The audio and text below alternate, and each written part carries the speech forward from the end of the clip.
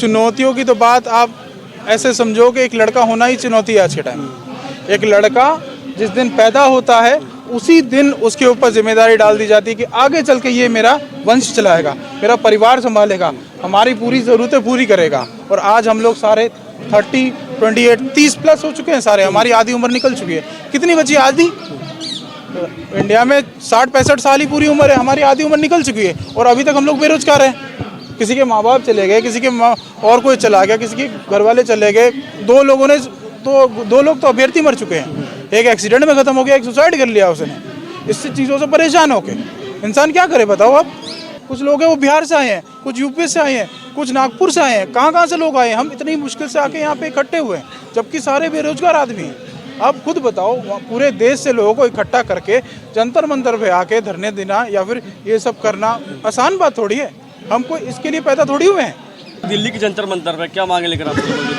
दिल्ली के जंतर मंतर पे आज हम लोग 2021 की वैकेंसी, जिसका हमारा ऑलरेडी दस्तावेज सत्यापन हो चुका है, उसकी ज्वाइनिंग लेटर्स के लिए यहाँ पे आए हैं ताकि हमारे जो 3 साल का जो हमें इन्होंने फास्ट रखा हुआ है, एक तरह से हम व्रत रख के बैठे हैं 3-3.5 साल का, वो हमारा आज खत्म हो सके। अच्छा, इससे पहले आप लोग कई नेताओं से मिले होंगे, प्रतिनिधियों से मिले होंगे, तो आपको आश्वासन भी दिया गया होगा? ये है हमारी पूरी लिस्ट, आप इस पे जूम करके देखिए। ये हमारा जो है राजनाथ सिंह के नाम का लेटर है। हमने 500 लेटर ड्राफ्ट किए हैं, बाय पोस्ट हमने भेजे हैं। सारे अभ्यर्थियों ने अपने अपने पर्सनल नाम से पूरा भेजा है। इसमें पूरी लिस्ट लगी हुई है किस किस के राज हम लोग धक्के खा चुके हैं, ठीक है। जिसमें प्राथमिक चिराग पासवान जी एमपी है, उनके पास हम जा चुके हैं।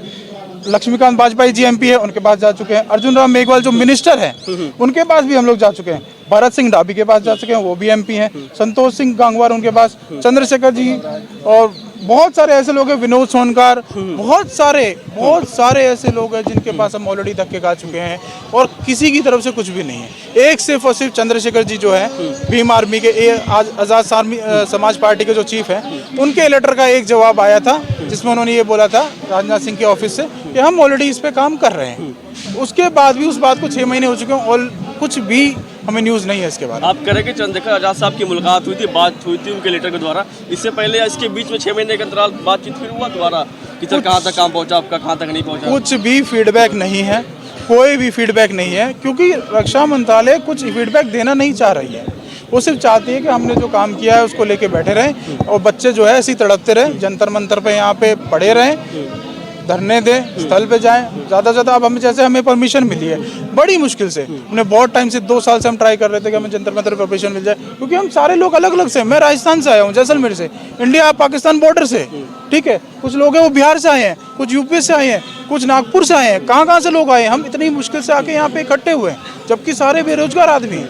आप खुद बताओ, पूरे देश से लोगों को इकट्ठा करके जंतर मंतर पे आके धरने देना या फिर ये सब करना आसान बात थोड़ी है। हम कोई इसके लिए पैदा थोड़ी हुए हैं। हमारा तो काम ही अलग, हम पढ़ाई की, हमने एग्ज़ाम दिया, हम इस उसके अंदर थे कि अब भाई हमारी ज्वाइनिंग हो जाएगी, हमारी ज़िंदगी अच्छी हो जाएगी। लेकिन आज तक 3 साल से हम लोग परेशान चल रहे हैं और क्या करें। अब तक कितनी बड़ी चुनौतियों का सामना करना पड़ता है, क्योंकि आप कह रहे हैं कि एक तरफ ज्वाइनिंग नहीं हो पा रहा है और दूसरी तरफ घर की बात है, फैमिली है, परिवार है, बहुत सारी चीज़ें होती है एक आम आदमी की ज़िंदगी में। भाई चुनौतियों की तो बात आप ऐसे समझो कि एक लड़का होना ही चुनौती है आज के टाइम। एक लड़का जिस दिन पैदा होता है उसी दिन उसके ऊपर जिम्मेदारी डाल दी जाती है कि आगे चल के ये मेरा वंश चलाएगा, मेरा परिवार संभालेगा, हमारी पूरी ज़रूरतें पूरी करेगा। और आज हम लोग सारे 30, 28, 30 प्लस हो चुके हैं सारे, हमारी आधी उम्र निकल चुकी है। कितनी बची आधी? इंडिया में 60-65 साल ही पूरी उम्र है, हमारी आधी उम्र निकल चुकी है और अभी तक हम लोग बेरोजगार हैं। किसी के माँ बाप चले गए, किसी के और कोई चला गया, किसी के घर वाले चले गए। दो लोग तो अभ्यर्थी मर चुके हैं। एक एक्सीडेंट में ख़त्म हो गया, एक सुसाइड कर लिया उसने। इससे चीज़ों से परेशान होके इंसान क्या करे बताओ आप। हम लोग इतना परेशान चल रहे हैं कि कोई हद नहीं है। हम लोग इतना कन्फ्यूजन में हैं कि आधे बंदे डिप्रेशन में जा चुके हैं। अब कई सालों से मांगे को लेकर लगातार प्रोटेस्ट, अपनी बातें प्रतिनिधि पहुँचाते हैं, क्या लग रहा है, कुछ उम्मीद है सरकार से? अभी तो हमें कोई उम्मीद नहीं दिखी, इसीलिए हमें रास्ता यही दिखा कि हम जंतर मंतर पे जाएं, जहां पे आप लोग जो हमारे भाई बंधु हैं, जिनके मीडिया के माध्यम से उन लोगों तक हमारी बात पहुंचे, ताकि उनके कान पे एटलीस्ट एक जूं तो रहेंगे थोड़ा बहुत तो उनको असर पड़े कि भाई हमारे देश के इतने सारे बच्चे, युवा पीढ़ी जो ऑलरेडी हमारे देश का एक एसेट है, जो हमारे देश के लिए काम कर सकते हैं, वो आज जंतर मंतर पे एक नौकरी की ज्वाइनिंग के लिए वहाँ पे पड़े हुए हैं। इतनी ठंड में कोई बंदा, कुछ बंदे ऐसे हैं जो बहुत दूर से आए, उनके पास टिकट भी नहीं थी, वो जनरल में ट्रैवल करके आए हैं। कोई ठोस जवाब तो कोई एक ही ठोस जवाब दे दे कि भाई हमें उस तारीख को आपका हमें ये नियुक्ति पत्र दे दिया जाएगा या नहीं दिया जाएगा, कैंसिल कर दो। एक बात बताइए, हम इतने अभ्यर्थी इतनी मेहनत की है टेस्ट के लिए, ठीक है, शुरू से लेकर अपने एग्जाम तक, ठीक है, और फिर उसके लिए हम इंतजार कर रहे हैं, ठीक है। पहले हमें दे दिया जाता है कि 8 वीक में आपका रिजल्ट दे दिया जाएगा फाइनल, उसके बाद फिर 3 साल बना देते हैं। एक बात बताइए, जब उनका इलेक्शन होता है वो भी तो अपनी मेहनत करते हैं ना प्रचार करने के लिए, साला फिर उस क्या करते हैं, पहले ही डेट फिक्स कर देते हैं कि उस तारीख को इलेक्शन का रिजल्ट आएगा। तो हमारे भी तो कुछ होना चाहिए ना, हम तो लोग फिक्स नहीं करें, हमें तो ये तो दे दीजिए कि उस मंथ में आ जाएगा, हाँ उस वीक में आ जाएगा, कुछ तो दे दीजिए। कोई जवाब नहीं दे रहे हैं। कोई प्रेडिक्शन भी होना चाहिए कि कब आएगा, अगर डेट नहीं दे रहे तो कोई महीना बता दे, महीना ही बता दे, कोई वीक ही बता दे। हाँ, अपनी ये डेट फिक्स कर लेते हैं कि उस तारीख को इलेक्शन का रिजल्ट आ जाएगा, उसके वो सांसद घोषित कर दिया जाएगा, वो कर दिया जाएगा। वो भी तो अपनी मेहनत करते हैं, अगर वो हार जाते हैं उनको दुख नहीं होता।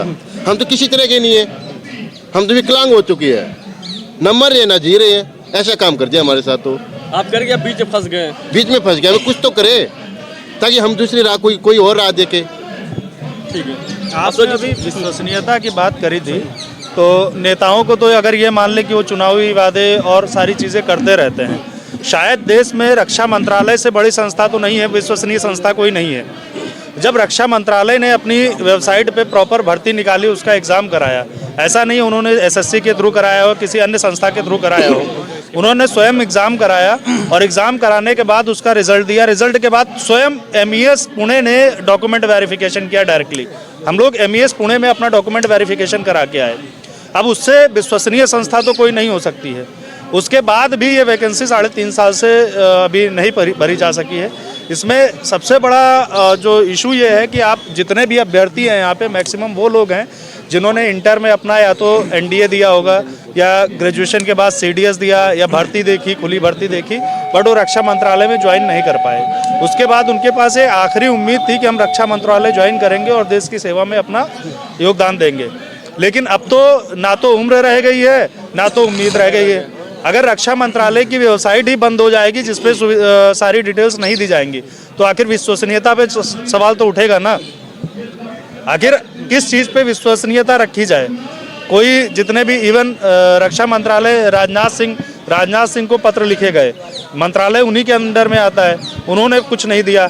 KP सिंह उनके विशेष सचिव हैं जो रक्षा मंत्रालय देखते हैं, उन्होंने भी कोई अभी तक एक विश्वसनीयता भरा कोई जवाब नहीं दिया कि क्या किया जाए। उसके बाद जो हमारा बसता है वेबसाइट का माध्यम था कि उस पर हमें डिटेल्स मिलती रहे आखिर क्या चल रहा है, तो वेबसाइट भी अभी बंद कर दी गई है। अगर आप चाहेंगे तो मैं ऑनलाइन अभी दिखा दूंगा, जो वेबसाइट बिल्कुल नॉट फाउंड दिखा रहा है, एरर। आखिर सरकार ऐसा क्यों कर रही है? मैं थोड़ा जानना चाहता हूँ वजह क्या है कि लगातार आपको परेशान कर अब रही ये वजह तो सरकार ही बता सकती है, क्योंकि अगर आप देखेंगे जितनी भी भर्तियां निकल रही हैं, हर भर्ती को विलंबित किया जा रहा है, देरी से किया जा रहा है। तो ये तो सरकार ही बता सकती है कि उनके पास या तो देश चलाने के लिए बजट नहीं है, या तो देश चला नहीं पा रहे हैं, या तो वो कोई भी विभाग अपने आप से भर्ती करना ही नहीं चाह रहे हैं। वो यह चाहते हैं कि वो भर्तियां आउटसोर्सिंग के थ्रू कर ले। अब इनके अलावा और कोई रीज़न तो नहीं हो सकता है। अगर आपके पास फंड की कमी है तो हमें बताइए, हम आधी सैलरी पे काम करने के लिए तैयार हैं, लेकिन आप हमारा नियुक्ति पत्र तो दीजिए। अगर आपके पास कहीं कोई इशू है कि हमारे पास कोई टेक्निकल इशू है, यानी इसका मतलब है आपके पास कोई इकोसिस्टम है ही नहीं है भर्ती करने का। अगर हर भर्ती आप इतना देरी से करेंगे तो इसका मतलब यह है कि आपको भर्ती करने के लिए आपके पास कोई इकोसिस्टम नहीं है। लेकिन आपके पास अपना इलेक्शन कराने के लिए इलेक्शन कमीशन है और उसका प्रॉपर एक इकोसिस्टम है, डेट डिसाइडेड है, आपके पास उसकी सारी चीज़ें हैं। अच्छा, एक ही समझना चाहते हैं कि आगे की रणनीति क्या है, क्योंकि लगातार आप लोग सरकार के नुमाइंदों से मिलने लगातार, लोग आपको आश्वासन तो दे रहे हैं। आश्वासन देना आसान है, लेकिन मुझे जहाँ तक पता होगा शायद आपको लिखित में नहीं दिया जा रहा आश्वासन। दिक्कत तो वही है, लिखित में छोड़ो, कोई भी ऑफिसर हमें एंटरटेन करने के लिए, मतलब किसी के अंदर मोरालिटी है नहीं। हम पुणे जाते हैं, हमारा डॉक्यूमेंट वेरिफिकेशन पुणे हुआ था महाराष्ट्र में, हम वहाँ गए, हमने डॉक्यूमेंट वेरिफिकेशन कराया, फिर हम दिल्ली आए। कोई लोग दिल्ली गए, कोई अपने अपने सब चले गए। अब हम अगर पुणे जाते हैं, वो बोलते हैं आप दिल्ली जाओ, दिल्ली में पूछते हैं वो बोलते हैं आप पुणे जाओ। अब हम तो दोनों के बीच में कोई ऐसा तो है नहीं कि राजीव चौक और जंतर मंतर का है कि भाई एक टांग इधर एक टांग इधर। पुणे कहाँ, दिल्ली कहाँ? अब हम दिल्ली आए तो वो हमें पुणे भेज दें, पुणे वाले हमें दिल्ली भेज दें, तो हम तो बीच में लटक गए। हमारी बात तो सुनी नहीं जा रही। आप बोल रहे हो कि किसी ने आश्वासन दिया हो, कोई एंटरटेन करके ही राजी नहीं है। आश्वासन तो बहुत दूर की बात है, कोई हमें कुछ भी बोलने के लिए तैयार नहीं है। ठीक है, आप क्या कुछ कहेंगे? हम यहाँ पर जो भी इकट्ठा हुए हैं लोग, बहुत दूर दूर से सब लोग आए हैं और जो भी हमारा MES का रिज़ल्ट है वो अभी तक नहीं आया है। तो इतने सबके द्वारा एफर्ट्स लगाए जा रहे हैं और आज भी हम यहाँ खड़े हैं अपनी आवाज़ के द्वारा सरकार को ये कहना चाहते हैं कि हमारा भी वक्त कीमती है। हम इस वक्त को कहीं और सही तरीके से यूज़ कर सकते हैं। तो अगर ये आवाज़ अभी नहीं पहुंची सरकार को तो मुझे नहीं लगता कि हमारे इंडिया का फ्यूचर सिक्योर है। क्योंकि अगर फॉरेन में भी देखा जाए तो क्या होता है, फॉरेन में सब चीज़ें सिस्टमैटिक है, ठीक है। हर चीज़, अगर मोदी सरकार बोलते हैं ना फॉरेन से हम रिलेशंस सही करने चाहिए, मतलब वो हमेशा उस पर रहते हैं। बट यहाँ इंडिया में कुछ भी सिस्टम सही नहीं है और हम इतना परेशान हो चुके हैं कि 3 साल से एक ही चीज़ को सोचते सोचते इंसान होता है ना कि चलो कुछ और एफर्ट्स कर ले, बट दिमाग में कहीं सबकॉन्शियस माइंड में एक चीज़ चल रही होती है। तो उसको मतलब यही आवाज़ है हमारी, सब लोगों की एक ही आवाज़ है कि नियुक्ति दे दी जाए, हमारे रिजल्ट आ जाए। प्लीज़ कुछ तो स्टेप्स लिए जाए प्लीज़। मैडम, एक सवाल है कि अभ्यर्थियों की संख्या कितनी है टोटल पूरे देश में? देखिए पूरे देश में कितने, मतलब हमारे एप्लीकेंट्स 1600 सेलेक्ट हुए थे, रिटन जिन्होंने पास किया था और DV भी उनका हुआ है। तो यहाँ पे ड्राफ्ट्समैन भी हैं, सुपरवाइज़र भी हैं। सो दोनों की नियुक्ति है, टोटल 1600। बट अभी तक और 572 पदों के लिए ये चयनित हुआ था, ये MES का ये एप्लीकेशन। सो अभी तक मतलब इतने लोग परेशान हैं, उनके तरफ से हम कुछ 50 लोग यहाँ एकत्रित हुए हैं और हम आवाज़ उठाना चाहते हैं।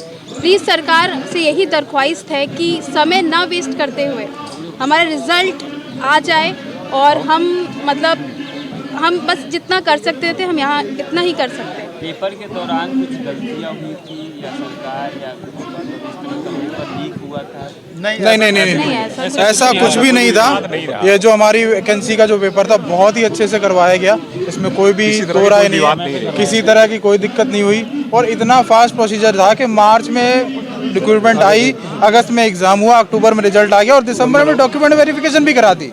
इन्होंने 8 महीने के अंदर एग्ज़ाम निकाल के और उसका दस्तावेज सत्यापन भी करवा दिया 8 महीने के अंदर, जबकि 8 महीने में एग्ज़ाम भी नहीं होता है। इतना फास्ट था, उसके बावजूद पता नहीं इनको कौन सा सांप सूंघ गया, वो 3 साल निकल गए हैं अभी तक। अब इनको याद ही नहीं आ रहा कि ऐसा कोई काम हमने करवाया भी था। हर एक बंदा जो है एक वो प्रॉपर सोर्स है देश के लिए, देश की रीढ़ की हड्डी है, ठीक है। उसके बाद भी सरकार की दूसरी कार्यकाल 2019 में हुई थी और ये वैकेंसी 2021 में आई थी।